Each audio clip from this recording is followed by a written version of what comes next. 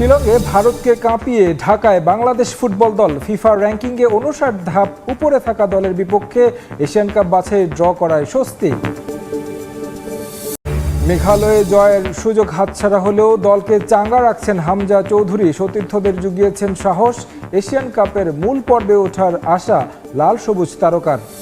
যে মানে ওর মানে ইজ নো মোর, সো এটা মানে কল্পনা করতে পারিনি যে মানে কোনোদিন ভাবিও নেই যে এই ধরনের কোনো একটা নিউজ শুনবো আমি। ম্যাসিভ হার্ট অ্যাটাকের পরও শঙ্কামুক্ত হওয়ায় স্বস্তিতে তামিম ইকবালের পরিবার। সম্পূর্ণ সুস্থ হয়ে ফিরবেন দ্রুতই প্রত্যাশা চাচা আকরাম খানের। পঞ্চপাণ্ডবের আক্ষেপ ঘোচাতে চান অনুজরা। পেস, অলরাউন্ডার ও ব্রেক থ্রু দেওয়ার মতো স্পিনারের ঘাটতি রয়েছে মত লিটন দাসের। এবং ভবিষ্যতেও রোজার মাসে চলবে ডিপিএল। সমালোচনা সত্ত্বেও অপরিবর্তিত থাকবে ক্যালেন্ডার। টানা খেলা না রেখে রিকভারি সেশনের পরিকল্পনা বিসিবির।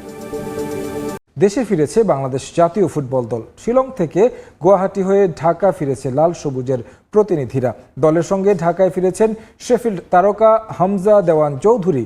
ভারতের বিপক্ষে অ্যাওয়ে ম্যাচে জয়ের সুযোগ হাতছাড়া হলেও দলের এমন পারফরমেন্সের পর হোম ম্যাচ নিয়ে বড় স্বপ্ন দেখছেন ম্যানেজার আমের খান। আন্তর্জাতিক সফর শেষ করে এই বিমানবন্দর দিয়ে বহুবারই এসেছে বাংলাদেশ জাতীয় ফুটবল দল। তবে এবারের চিত্রটা ভিন্ন। পুরো দলকেই দেখা গেছে উজ্জীবিত। কারণটা হামজা চৌধুরী। ম্যাচ শেষ করেই সরাসরি ইংল্যান্ড না গিয়ে দলের সঙ্গে দেশে ফিরেছেন শেফিল্ড তারকা। এএফসি এশিয়ান কাপ বাছাইয়ে ভারতের বিপক্ষে ম্যাচের সব আলো কেড়ে নিয়েছেন হামজা। দেখিয়েছেন কেন তিনি সেরা। এত কিছুর পরও জয় না পাওয়ায় তার আক্ষেপ থাকার কথা ছিল অনেক বেশি, কিন্তু তিনি তো হামজা। জেতা ম্যাচ ড্র করার পরও পুরো দলকে উজ্জীবিত রাখার চেষ্টা করেছেন, যার প্রশংসা করেছেন টিম ম্যানেজমেন্টও। সাউথ কন্টিনেন্টের যে যারা আছে প্লাস ইন্ডিয়াও এই হামজাকে অনেক সুন্দরভাবে বরণ করে নিয়েছে এবং সবাই কিন্তু স্টেডিয়ামের মধ্যে হামজা হামজা বলেই প্রতিদ্বন্দ্বী তুলেছিল।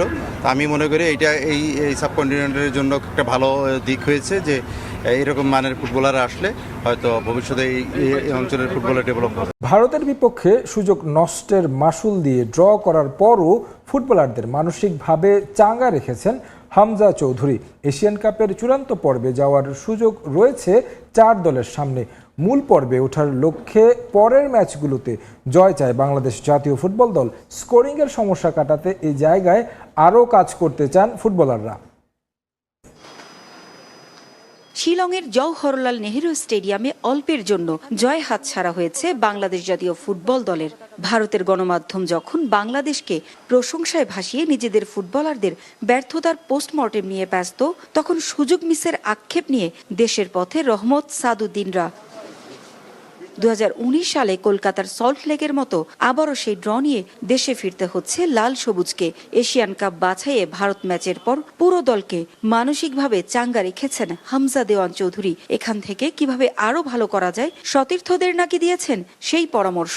হামজা বলছে যে না, আমরা ভালো খেলছি ফুটবল, সো আমরা আশা করি বাংলাদেশে ওদের সাথে জিততে পারবো। হামজা ডেফিনেটলি আমাদের ম্যাচের আগে থেকেও আমাদের সাথে সেভারাল টাইম কথা বলছে এবং ম্যাচের পরেও সে কনভিন্স যে আমরা নেক্সট ম্যাচগুলোতে আরো ভালো করতে পারবো।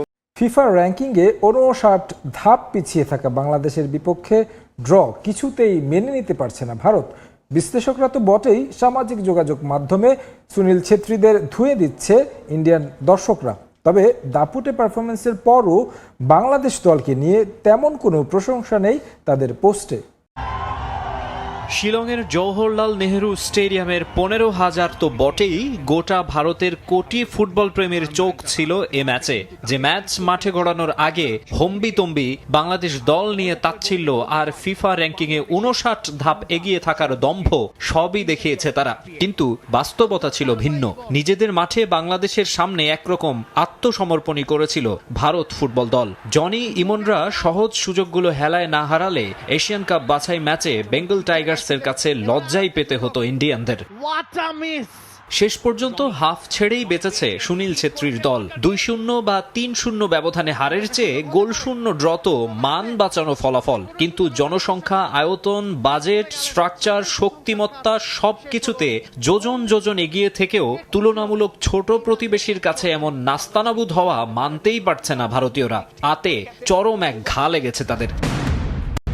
সামাজিক যোগাযোগ মাধ্যমে যা টের পাওয়া যায় স্পষ্ট। দেশটির ক্রীড়া সাংবাদিক, বিশ্লেষক থেকে ফ্যান সবাই ধুয়ে দিচ্ছে ইন্ডিয়া টিমকে। কোচ মানোলো মার্কুয়েজের কৌশল, সামর্থ্য নিয়েও তুলছে প্রশ্ন।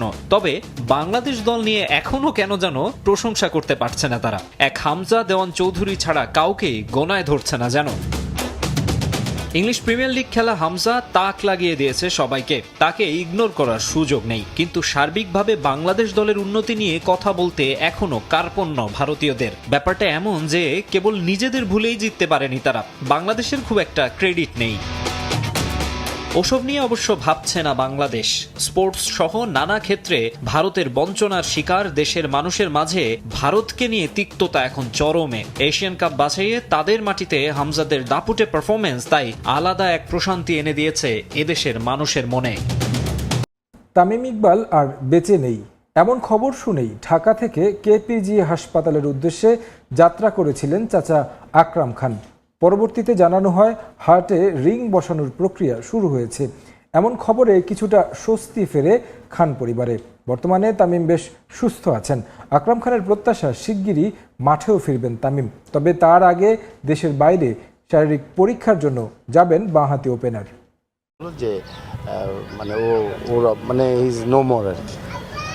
সো এটা মানে কল্পনা করতে পারিনি যে মানে কোনোদিন ভাবিও নেই যে এই ধরনের কোনো একটা নিউজ শুনবো আমি। বিনা মেঘে বজ্রপাত হয়ে আসে তামিম ইকবালের অসুস্থতা। হার্ট অ্যাটাক করে মৃত্যুর মুখ থেকে ফিরে এসেছেন টাইগারদের সাবেক অধিনায়ক। ধীরে ধীরে স্বাভাবিক জীবনে ফিরছেন টাইগারদের হয়ে সবচেয়ে বেশি রানের মালিক।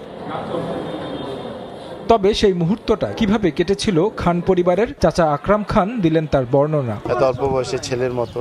তারপরে প্রায় ঘন্টা দেড়েক গাড়িতে ছিলাম, খুবই আপসেট ছিলাম। ডাক্তার ফোন করলেন আমরা কনফারেন্সে, উনি আমাকে যখন এক্সপ্লেন করলেন এবং বললেন যে রিং লাগাবার জন্য নিয়ে যাচ্ছে, তখন আসলে আমি একটু নর্মাল হয়েছিলাম। যেহেতু আপনার রিং যখন লাগাতে নিয়ে যাচ্ছে মানে ও সার্ভাইভ করার সম্ভাবনা আছে।